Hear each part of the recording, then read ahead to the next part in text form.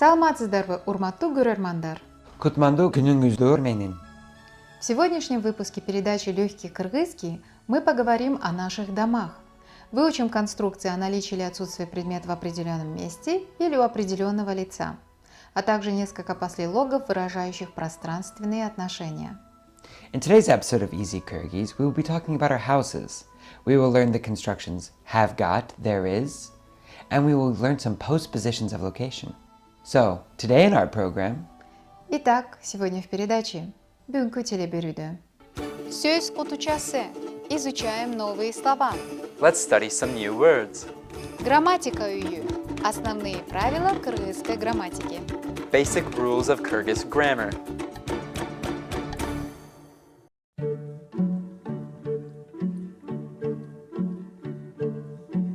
А, Б, В, Г, Д, Е, Ё, Ж, З, И, К, Л, М, Н, Н, О, Ö, П, Р, С, Т, У, Ü, F, H, C, Ч, Ш, Ş, ajıratу belgisi, I, yumuşartу belgisi, E, Ю, Я. Л. Лимон, линза, лифт.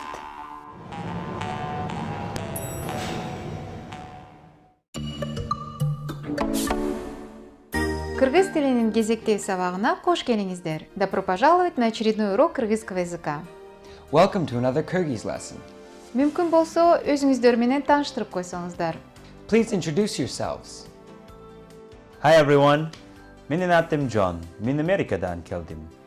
Konnichiwa. Менин атым Акико. Мен Жапониядан келдим. Здравствуйте, менин атым Екатерина, мен Кыргызстандыкмын. Guten Tag, hallo. Menin adım Martin, men Germaniyadan keldim. Менин адым Кесер Кыйжун, мен Пакистандан келдим.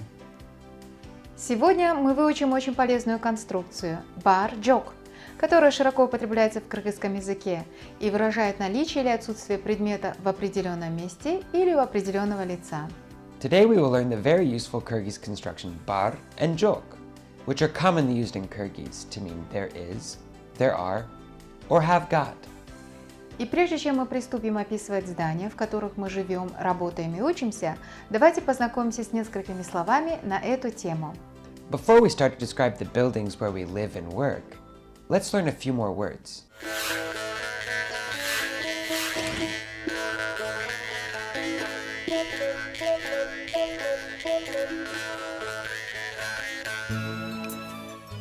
Үй, дом, Home, house, үй, үй. Батырь, квартира, apartment, flat, батырь, батырь. Пайдуал, фундамент, foundation, пайдуал, пайдуал. Жертөлө, подвал, basement, жертөлө, жертөлө. Пол, жертаман, пол, floor, пол, пол, жертаман, жертаман. Дуал, стена, wall, дуал, дуал. Шип, потолок, ceiling, шип, шип. Чатыр, крыша, roof, чатыр, чатыр. Тепкич, лестница, stairs, staircase, тепкич, тепкич. Кават, этаж, floor, story, кават, кават. Босого, порог, threshold, босого, босого. Коридор, далис, коридор, corridor, коридор, коридор, далис, далис. Бөлмө, комната, room, бөлмө, бөлмө. Қонақ бөлме. Гостиная. Living room. Қонақ бөлме. Қонақ бөлме. Оқу бөлмесі. Кабинет. Study. Оқу бөлмесі. Оқу бөлмесі. Ұйықтау бөлмесі. Спальня. Bedroom. Ұйықтау бөлмесі. Ұйықтау бөлмесі. Балдар бөлмесі. Балахана. Детская. Nursery. Children's room. Балдар бөлмесі. Балдар бөлмесі. Балахана. Балахана. Ашхана. Кухня. Kitchen. Ашхана. Ашхана. Мончо. Баня. Sauna. Мончо. Мончо. Жуынушы бөлме. Ванная. Bathroom. Жуынушы бөлме. Жуынушы бөлме. Дааратхана. Туалет. Toilet. Дааратхана. Дааратхана. Эшик. Дверь. Door. Эшик. Эшик. Бурч. Угол. Corner. Бурч. Бурч. Терезе. Окно. Window. Терезе. Терезе. Балкон. Балкон. Balcony. Балкон. Балкон.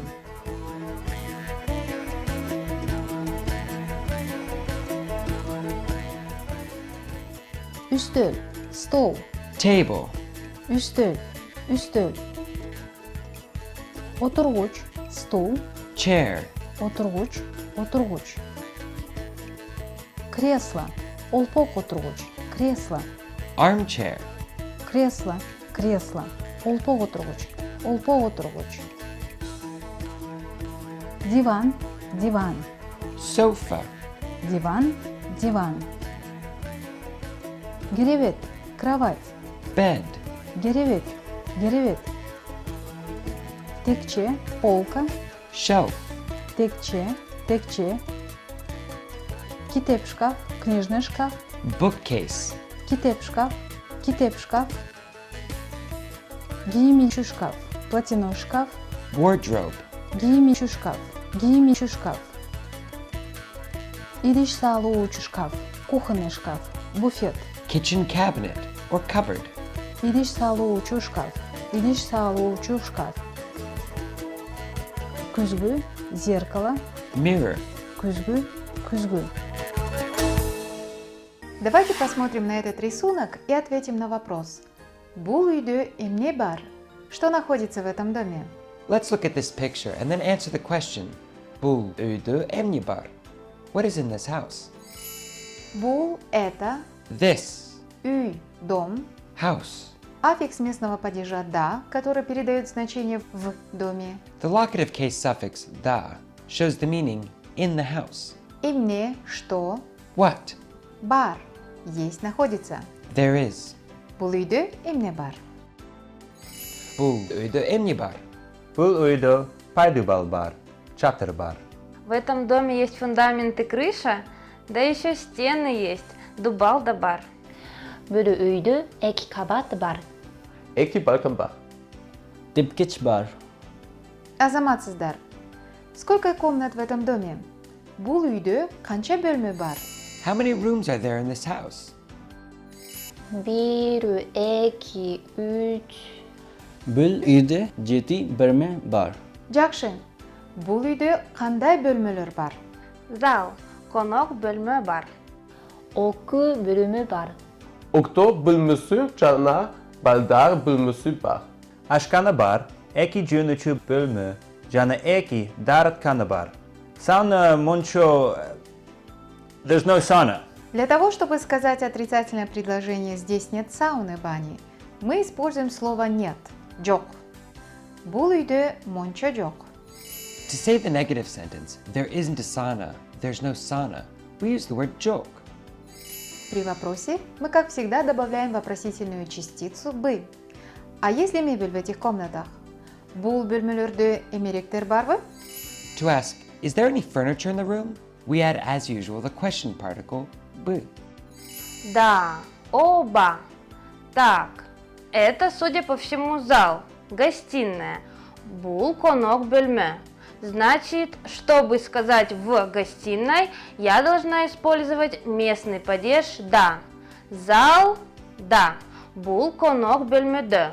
Что здесь есть? Үстөл бар. Диван бар. Кресло, олпок отургуч бар. Стул, отургуч бар. Есть полочки, текчелек бар. Большой шкаф, чон шкаф бар. А бул бөлмөдө компьютер барбы? Есть ли в этой комнате компьютер? Нет. Жок. В этой комнате нет компьютера. Бул бөлмөдө компьютер жок. Абдан жакшы. Бул бөлмөдө оюнчуктар бар. Оюнчук – это игрушка. Oyuncak means a toy.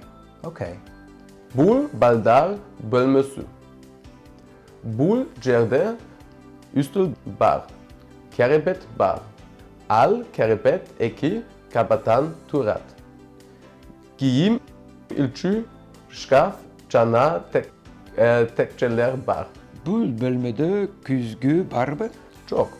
Балдар бөлмөсүндө күзгү жок. Bul aşkana, aşkanada ustul var. İkim ajok, 5 oturguç var.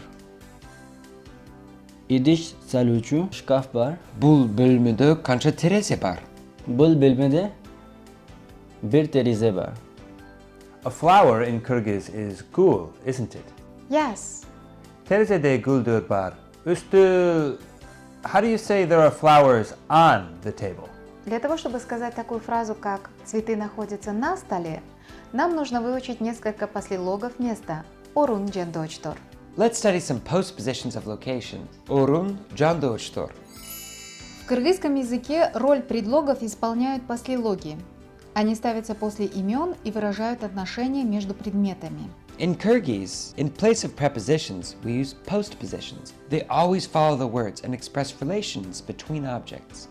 Например, такие пространственные отношения, как «на столе», «возле стола», могут быть представлены в виде следующей конструкции. For example, such spatial relations as on the table or near the table can be presented by the following construction. Сначала обозначаемый предмет, в данном случае это слово «стол», «üstül», ставим в родительный падеж «üstüldün». Затем употребляем, собственно, сам послелог, который в зависимости от контекста присоединяет аффикс принадлежности и падежа. First, we put the mentioned object, in this case it's the word the table, üstül, in the genitive case, üstüldün, and then use a postposition which, according to the context, adds the appropriate possessive and case suffixes. Например, на столе по-кыргызски будет «üstüldün üstündü». For example, on the table in Kyrgyz will be üstüldün üstündü. Под столом Under the table, «üstüldün астында». В столе in the table, «üstüldün içinde». Перед столом in front of the table, «üstüldün алдында». Сзади стола behind the table, «üstüldün артында». Справа от стола to the right of the table, «üstüldün оң жағында». Слева от стола to the left of the table, «üstüldün сол жағында».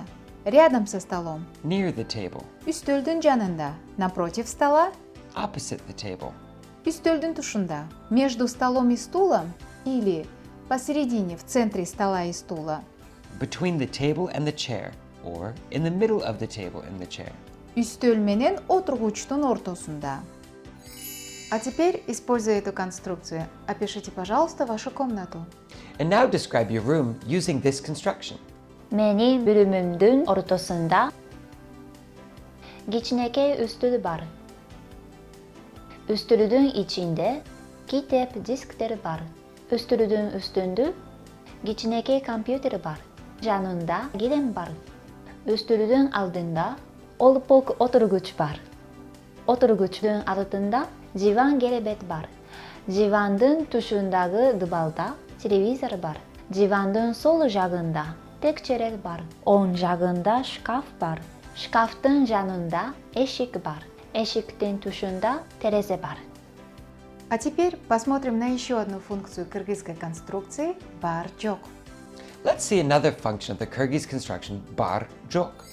Помимо выражения наличия или отсутствия предмета в определенном месте, то есть когда где-то находится что-то, кыргызская конструкция бар-джок может также выражать наличие или отсутствие предмета у определенного лица, соответствуя таким образом фразам как «у кого-то есть, имеется что-то». Besides the expression of presence or absence of an object in some places, like the English phrase there is or there are, the Kyrgyz construction bar jok can also express possession, like the English phrase have or have got. Например, такие фразы как «у меня есть компьютер», «у вас нет компьютера» можно перевести на кыргызский язык двумя способами. For example, such phrases as I have a computer or you don't have a computer can be translated into Kyrgyz in two ways. Во-первых, с использованием местного падежа, например, «менде компьютер бар», «сизде компьютер джок». First, by using the locative case. For example, mende computer bar, sizde computer jok. Во-вторых, с использованием родительного падежа и аффиксов принадлежности. Например, «менин компьютерим бар», «сиздин компьютериниз джок». Second, by using the genitive case and possessive suffixes. For example, menin computerim bar, sizin computeriniz jok. Вопросительная форма, как всегда, образуется с помощью вопросительной частицы «бы». The interrogative form, as always, is formed with the interrogative particle b. А теперь приведите, пожалуйста, примеры с конструкцией «у меня есть» «менде бар».